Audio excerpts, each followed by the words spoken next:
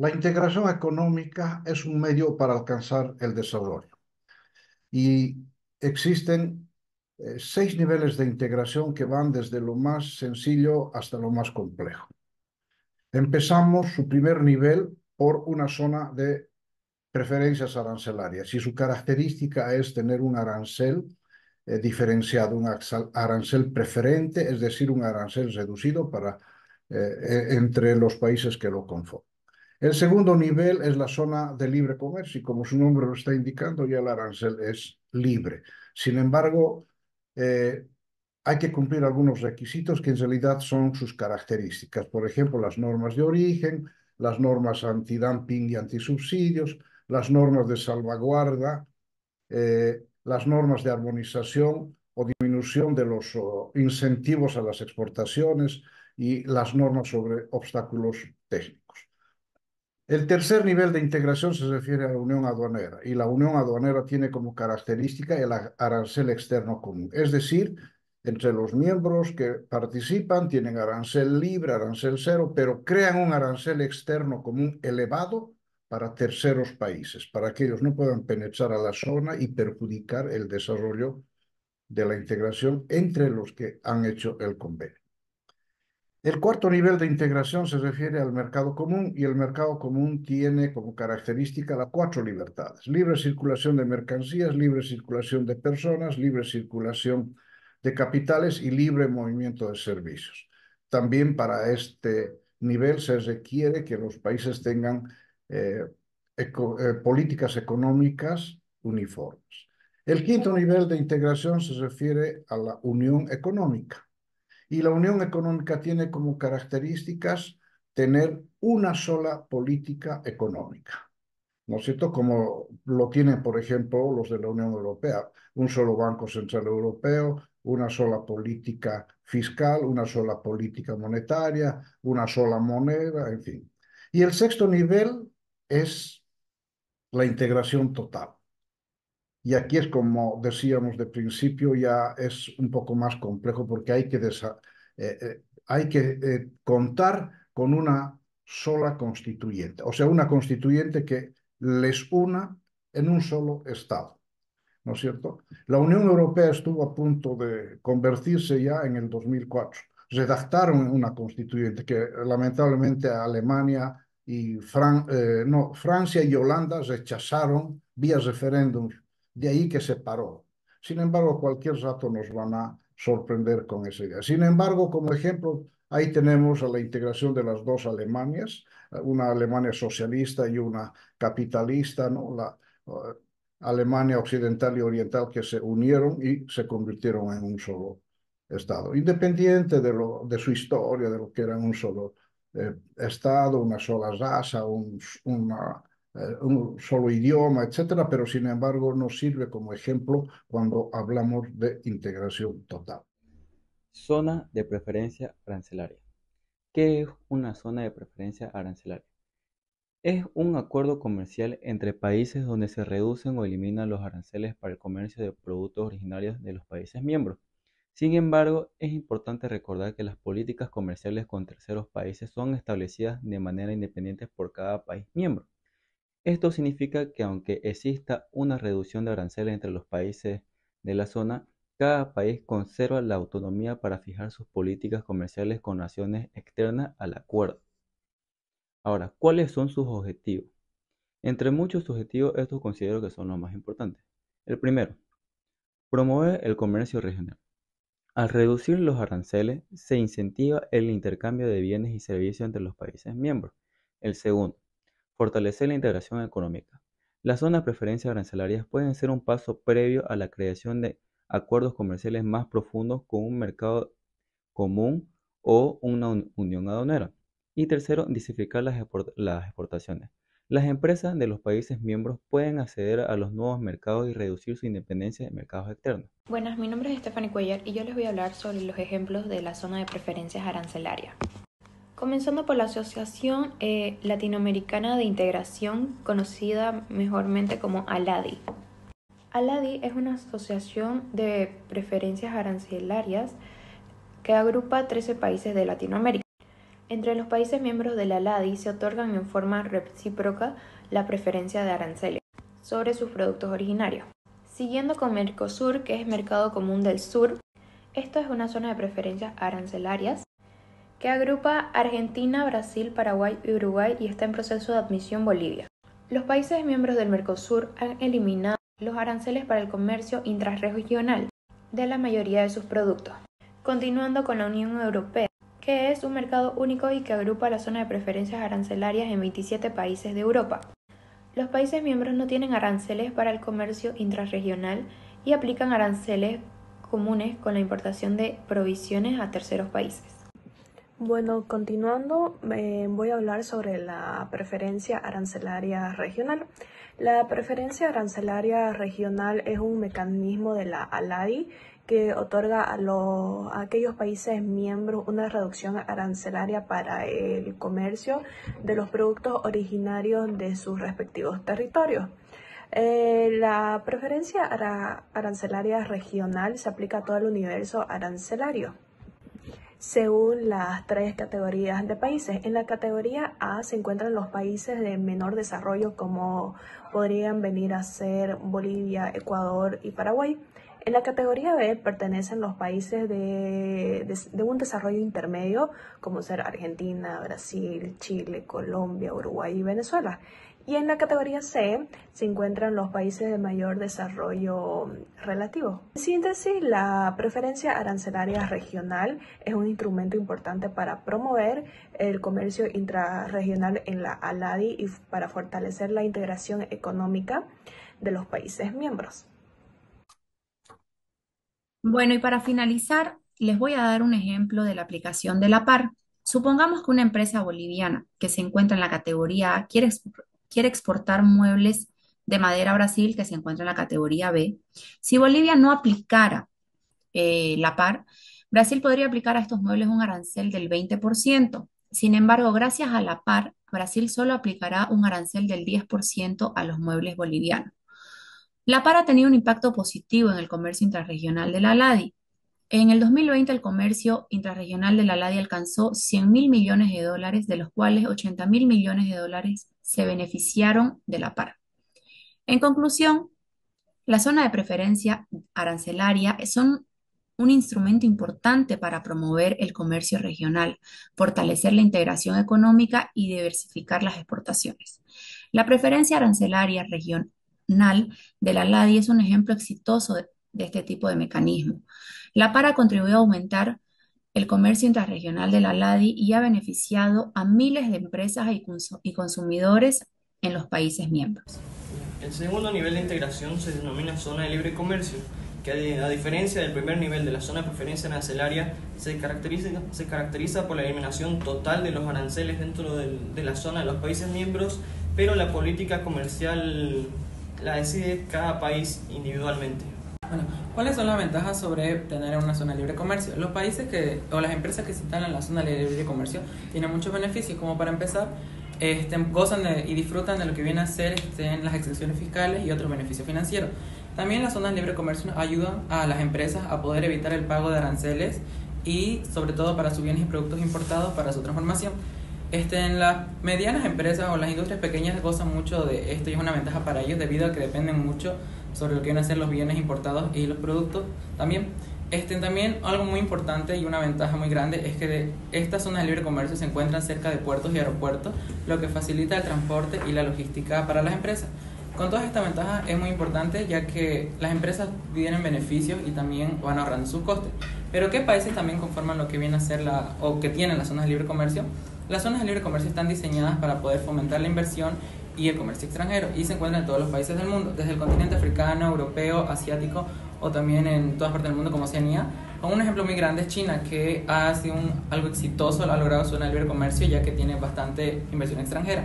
Y también un ejemplo es la EFTA, que de 1959, y los tratados entre Australia y Oceanía. La integración internacional se refiere al proceso mediante el cual los países coordinan sus políticas y economías para formar bloques regionales o internacionales con el fin de promover comercio, la inversión, la seguridad y la cooperación política y social. Este proceso se puede manifestarse en diferentes niveles, desde acuerdos de libre comercio hasta uniones económicas y políticas más profundas. El tercer nivel de integración económica se refiere a la unión aduanera. En este nivel, los países que integran el acuerdo no solo eliminan las barreras arancelarias y comerciales entre ellos, como una zona de libre comercio, sino también establecen un arancel externo como frente a terceros países. Esto significa que los miembros de la unión aduanera aplican las mismas tarifas y políticas comerciales a los bienes que provienen de fuera de la unión. Un ejemplo que podemos mencionar del tercer nivel de integración es el Mercado Común del Sur. El Mercosur fue fundado en el año 1991 por los países de Argentina, Brasil, Uruguay y Paraguay. Formaba parte también del Mercosur en lo que es el país de Venezuela, pero actualmente no se encuentra formando parte desde el año 2016. Actualmente Bolivia se encuentra en el último paso para formar parte del Mercosur. Los objetivos principales del Mercosur son la libre circulación de bienes y servicios y factores productivos entre los países miembros, el establecimiento de un arancel externo común, la coordinación de políticas macroeconómicas y el compromiso de los Estados partes de armonizar sus legislaciones. La Unión Aduanera en 1968 logró su primer gran objetivo económico. Se eliminaron los derechos de aduanas y las restricciones cuantitativas de los Estados miembros sobre los productos industriales. Además, se implementó un arancel aduanero común para las importaciones desde fuera de la salida del Reino Unido de la Unión Europea. Representó un gran desafío para las aduanas, ya que transformó al Reino Unido en un tercer país, reintroduciendo barreras aduaneras y complicaciones en el comercio entre el Reino Unido y entre los Estados miembros de la Unión Europea. En resumen, la evolución aduanera de la Unión Europea ha sido un proceso continuo de la eliminación de barreras internas, la armonización política, la modernización de procedimientos y la adaptación a nuevos desafíos, reflejando la evolución de integración europea y demandas del comercio global. El cuarto nivel de integración es el mercado común y sus características son las 4 libertades. La primera libertad es la libre circulación de bienes. Los productos pueden moverse libremente entre los Estados miembros sin restricciones ni derechos de aduana. Esto incluye la eliminación de barreras técnicas al comercio. Libre circulación de servicios. La libre circulación de servicios es un principio de mercado común de la Unión Europea que permite a las empresas y profesionales ofrecer sus servicios en cualquier país miembro sin enfrentar restricciones justificadas, fomentando así la competencia. La tercera libertad es la libre circulación de personas.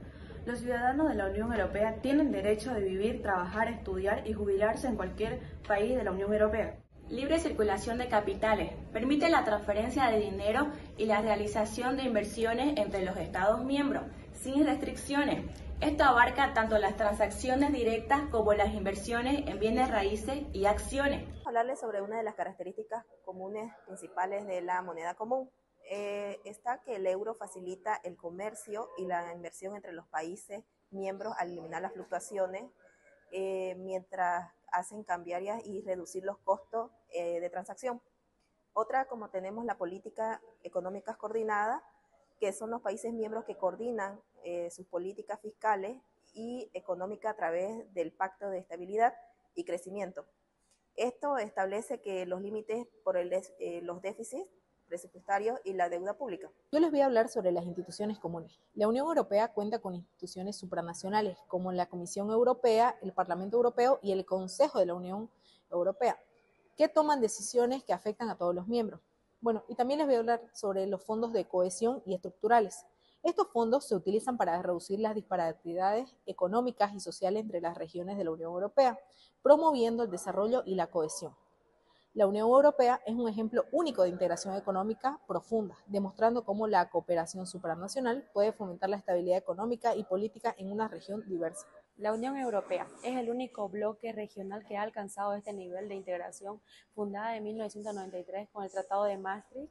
La Unión Europea se compone de 27 países que comparten un mercado único con libre circulación de bienes y servicios, capitales y personas. Además, 20 de estos países utilizan una moneda común, el euro, gestionada por el Banco Central Europeo. La Unión Económica es una fase avanzada de la integración económica, en la que los países miembros no solo eliminan barreras al comercio, adoptan políticas comunes, sino que también coordinan sus políticas económicas y fiscales. El sexto nivel de integración internacional se refiere a la Unión Económica Completa. En este nivel, los países eliminan todas las barreras comerciales, entre ellos incluyendo aranceles y cuotas, además de establecer una política comercial común frente a terceros países. Los objetivos principales son fomentar la integración económica profunda y la coordinación de políticas económicas. La integración total representa el pináculo de la cooperación internacional, donde los países se unen de manera tan estrecha que operan como una única entidad en la mayoría de los aspectos. Aunque teóricamente beneficiosa, la implementación de tal nivel de integración enfrenta desafíos significativos y requiere un compromiso profundo y sostenido de todos los países involucrados. Algunas características claves de este nivel incluyen la libre circulación de bienes, servicios, capitales y personas entre los países miembros, así como la adopción de una política comercial común. Los beneficios suelen incluir un aumento significativo del comercio entre los países integrados, mayor eficiencia económica al eliminar barreras y la posibilidad de negociar acuerdos comerciales más favorables con terceros países como un bloque unificado. La diferencia principal con los niveles anteriores de integración radica en la profundidad de la unión económica lograda. En comparación con niveles como la zona libre de comercio o la unión aduanera, en la unión económica completa se busca una integración mucho más profunda que abarca aspectos económicos y políticos. Algunos ejemplos de países que han logrado este nivel de integración son los países miembros de la Unión Europea, donde existe una unión económica completa, con libre circulación de bienes, servicios, capitales y personas, además de una política comercial común frente a países terceros. Características de integración total. Primero tenemos la unidad política, donde los países miembros comparten un gobierno supranacional único que toma decisiones clave, por lo que tiene que tener políticas exteriores y de defensa unificadas. Luego tenemos el uso de una moneda única. Se coordinan las políticas monetarias y fiscales y se decide usar una moneda en común, en este caso el euro. También hay un banco central que controla toda la política financiera. Luego tenemos el mercado común, donde se permite la libre circulación de bienes, capitales, servicios y personas. También se unifican los aranceles y las regulaciones comerciales exteriores. También se coordinan las políticas económicas, industriales y agrícolas. Los derechos laborales y de seguridad social son homogéneos. Los sistemas de educación, salud y bienestar se unifican. Existe igualdad de oportunidades y estándares sociales similares, utilizando programas educativos y culturales compartidos.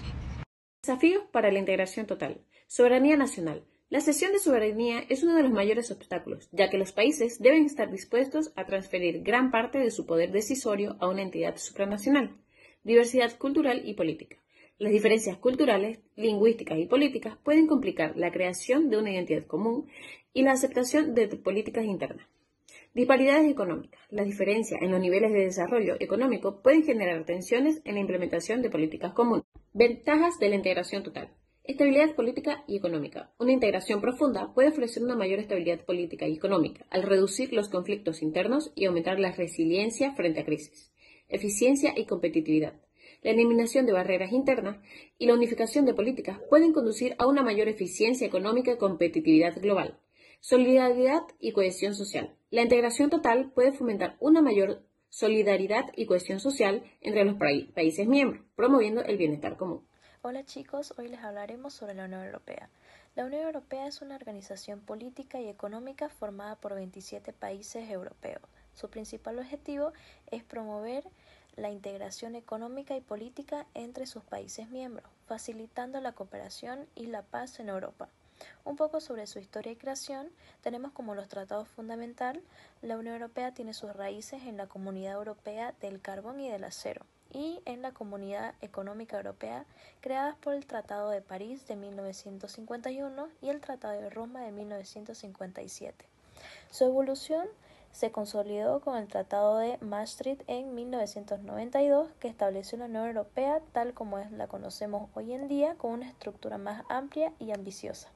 Algunos objetivos serían la paz y estabilidad, integración económica, desarrollo sostenible, derechos y libertades, cohesión social y territorial, relaciones exteriores, innovación y competitividad, y también medio ambiente y cambio climático.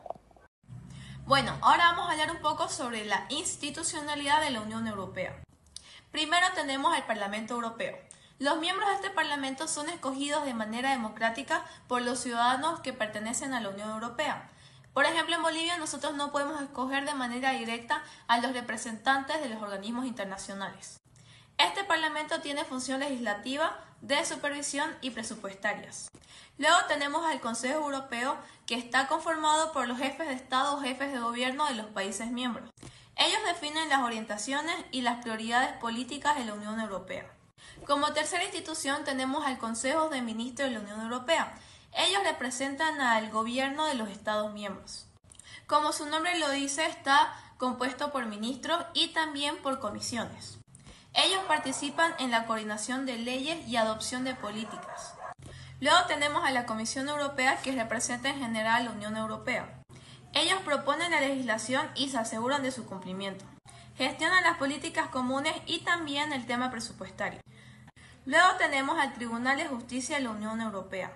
Ellos garantizan que la legislación europea se cumpla de igual manera en todos los países miembros. También resuelven disputas legales entre los miembros de la Unión Europea. Ya como sexta institución tenemos al Banco Central Europeo. Ellos gestionan la política monetaria de la zona del euro y su principal objetivo es mantener la estabilidad de los precios. Y por último tenemos al Tribunal de Cuentas Europeo, que se encarga de auditar las finanzas de la Unión Europea. También verifica que los fondos de la Unión Europea se utilicen de manera correcta. Como ya vimos, cada institución de la Unión Europea desempeña un papel importante que es crucial para que la Unión Europea pueda desarrollarse de manera correcta. Ahora le voy a hablar sobre la función de la Unión Europea. Para empezar, la legislativa, que es donde se crean las leyes y regulaciones que se aplican de manera uniforme en todos los países miembros en áreas como el mercado único, la protección del medio ambiente y los derechos del consumidor. También existe la económica, donde se administran las políticas económicas comunes, donde se incluye la gestión del euro y también la promoción del comercio y la inversión entre los países miembros. La exterior se representa a los países miembros en asuntos exteriores como la negociación de acuerdos comerciales con otros países y regiones. Existe la seguridad, donde se promueve la cooperación en seguridad y defensa entre los países miembros para abordar amenazas comunes como el terrorismo y la delincuencia organizada. En la política es donde se fomenta la cooperación política entre los países miembros para abordar problemas como la migración, el cambio climático y la salud pública. Existe la judicial, que se da a través del Tribunal de Justicia de la Unión Europea, donde se garantiza el cumplimiento de las leyes y donde se resuelven las disputas legales entre los países miembros y las instituciones de la Unión Europea. Existe también una cohesión, donde se apoya el desarrollo económico en las regiones menos desarrolladas a través de fondos de cohesión y programas de ayuda. Hemos visto que unos bloques han sabido alcanzar el éxito. Claro que también existen otros que son perdedores. Es el caso de la Unión Europea y la integración en Latinoamérica. En Europa, la Comunidad Económica Europea ha sido implementada en 1951 y en 1993 ha sido transformada a través del Tratado de Maastricht en la Unión Europea. En América Latina, la Asociación Latinoamericana de Libre Comercio ha nacido en 1960 y en 1980 se convirtió en ALADI. La Comunidad Andina ha nacido en 1969. O sea, los tiempos, quizá 9 años de diferencia, podríamos decir, entre la implementación del primer bloque en Europa frente a la Asociación Latinoamericana de Libre Comercio. Pero, ¿a dónde han llegado los de la Unión Europea? Y los otros bloques, como ASEAN, por ejemplo, es otro de los bloques que se está convirtiendo en un referente, mientras América Latina estamos durmiendo. No funciona en América Latina la integración. Lamentablemente, lo hacemos a través de una ideología política, lo que no funciona. Si son partidos de izquierda, pues nos aliamos, y si son de derecha, nos retiramos. Es lo que ha sucedido, ¿no es cierto?, en Sudamérica. La comunidad andina nació con Chile, después Chile se retiró y entró Venezuela. Venezuela ya en esta última temporada, después de que los países de Colombia y Perú tenían gobiernos de derecha, se retiró y se fue al Mercosur, claro, porque estaba Lula y estaba Kirchner, ¿no? Gobiernos de izquierda, junto a Mojica y Lugo, de Uruguay y Paraguay respectivamente, ¿no es cierto? Entonces, ha primado la ideología política. Y luego, cuando cambian sus gobiernos Argentina y Brasil, le sacan a Venezuela del medio. Y ahora está sin participar en ningún bloque. Venezuela, claro que su estructura económica ya no le permite participar de la economía internacional. Los países socialistas en realidad no lo hacen porque el comercio internacional en realidad se lo desarrolla a través de las empresas privadas, de los privados. Por eso que Cuba tampoco participa, porque pues no hay empresas privadas y el salario mínimo de Cuba no le permite en realidad comprar absolutamente nada al cubano. Ni siquiera pueden comprar sus alimentos ahí mismo. A eso ha llegado Venezuela. De tal manera que esa actitud de los políticos en realidad ha mermado la integración en Latinoamérica y en Sudamérica particularmente. Si de verdad quisiéramos integrarnos en Sudamérica, habría que pedirles a los líderes tanto de la comunidad andina como del Mercosur que se unan, porque ambos estamos pataleando entre una zona de libre comercio o unión aduanera. Ambos. Entonces, ¿por qué no nos unimos y formamos un mercado común? Además, que esa era la recomendación de Aladi cuando se implementó Aladi. Los mismos objetivos tiene la comunidad andina de hacer un mercado común. Entonces, los lineamientos, las ideas están dadas, pero la actitud, ¿no es cierto? Y yo creo que la integración tiene que darse desde el punto de vista de la economía, no de la ideología política. En Europa, los países están alternando, ¿no es cierto?, entre gobiernos de izquierda, de derecha, pero la integración nunca se para. No se resquebraja la integración, más bien sigue avanzando. Ese ejemplo habría que tomar. Si al menos queremos mejorar nuestras economías, porque definitivamente la integración económica es un medio para alcanzar el desarrollo. Gracias.